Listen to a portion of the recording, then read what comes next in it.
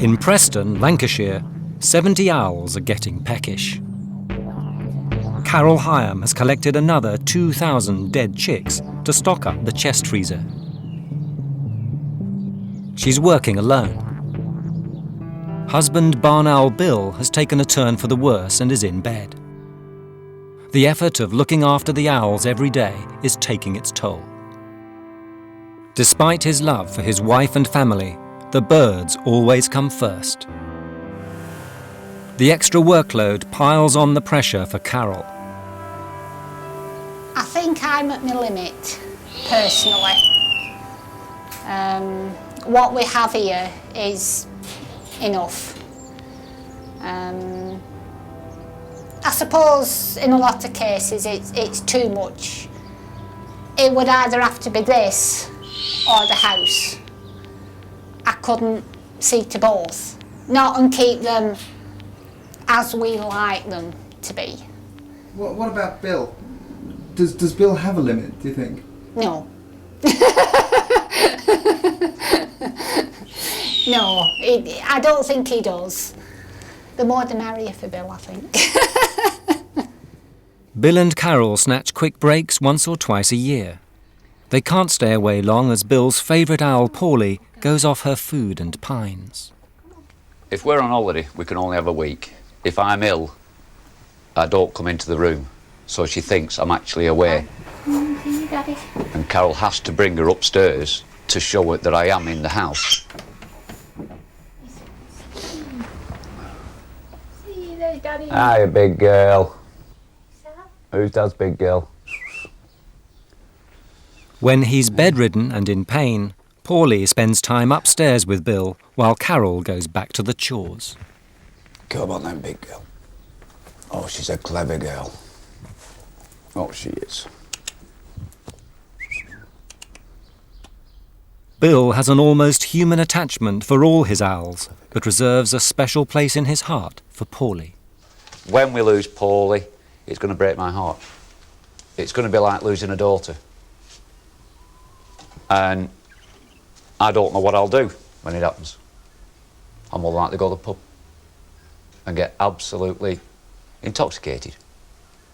If you lose a daughter, how can you put losing a daughter into words? You really can't, can you? Well, that's what it is with Paulie. That's the bond that we have. That's the feelings I go through with Paulie. I really don't think about it. If I thought about it too much, as I say, I'd just break down. If you wouldn't mind, can we go and sit down for 5 minutes and let me get some painkillers down my neck? This is owl addiction. Every possible moment is given over to rescuing, feeding, cleaning and caring for them. Skegness, come here, you. All Despite everything, Bill is still adding to his owl family. Yes. You've not been used to being handled, have you? No, but you're getting there, aren't you? Oh, you are. This is it. This is where we have the struggle. Shh, shh, shh, shh, shh. 2 days ago, he took in this rescue bird. There you go. With not being handled and just used for breeding, he doesn't know, he doesn't realise that I'm not here to hurt him. Not yet. And we're getting there slowly, aren't we, sweets? So what we do is, he's up on one foot, and we lean him against me, and all we do is we just sit and stroke. When we're calm round them, they're calm round us. And you can see there, he's really not trying, he's just telling me that I do have a beak, even if it is crossed over. There we go. That's better. No, you can't wear my glasses. Eh? So is this something you do every day, Bill? Yeah. Yeah. Daily routine. In it, sweets. Eh? Unlike many animal addicts, Bill has not distanced himself from the normal world. He embraces it, but his owls get preferential treatment. If it was a job, I'd switch off at 5 o'clock in the afternoon and say, that's me done, and sit down and watch telly and do nought. But no, it's a reason for living.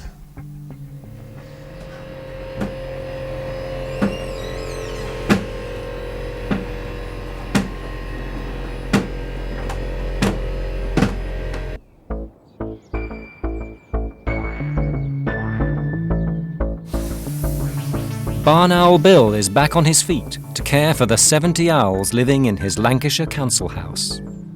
His owl addiction gives him a reason to live. They're the love of his life. Bill's aviaries are kept neat and clean. It's a happy, caring household. The family dog gets a treat for being so patient with all the birds. Is this a special occasion? The treat. Oh, we'll have people phoning up saying, what the bloody hell do you think you're doing giving your dog ice cream? It'll make it ill. But Bill and Carol could still end up with more birds than they can look after. Bill just can't say no. Are there any evenings when you go to bed and you think, I can't do this anymore? Near enough every night. And then I get a phone call at 2 o'clock in the morning. There's an owl flown into a window, an owl's been clipped by a car. And I never get up and say, you stupid arse, you're doing it again. It's a case of, yes, it's time to do it. I think that this is the job I was supposed to do anyway. I think this is why I was mugged. Not only for the money, but somebody up there must have been thinking, well, we do need somebody who's going to get into birds, whether he bloody likes it or not, and take it from there. So we'll knacker him up first, and then we'll give him a decent job to do. They'll have one less bird to care for by the morning. Bill is returning a tawny owl to the wild. You can actually hear the songbirds, because the songbirds know the tawny owls are out and about. All right, baby, won't be long now. Right. All right, baby. He knows this wood is popular with other tawny owls.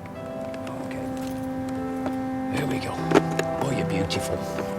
What's it feel like to let an animal go? Oh, fantastic. Especially when it's been really poorly. This one was really, really hungry. After being down somebody's chimney and behind. I know you want to go, don't you? It's got a bit of muck on your face, but that's where we're doing it. Mwah. You behave yourself and leave people's chimneys alone. Unlike other animal addicts, Bill can let go. He doesn't have the compulsion to hoard. And if there is an afterlife, that's what I want to come back as. Preferably a barn owl, because they're my favourites. But any owl that's got an area like this, away from human beings, and a chance to live and reproduce and see the babies grow and say, get out and go and look after yourself. Oh, give over. Oh dear, William.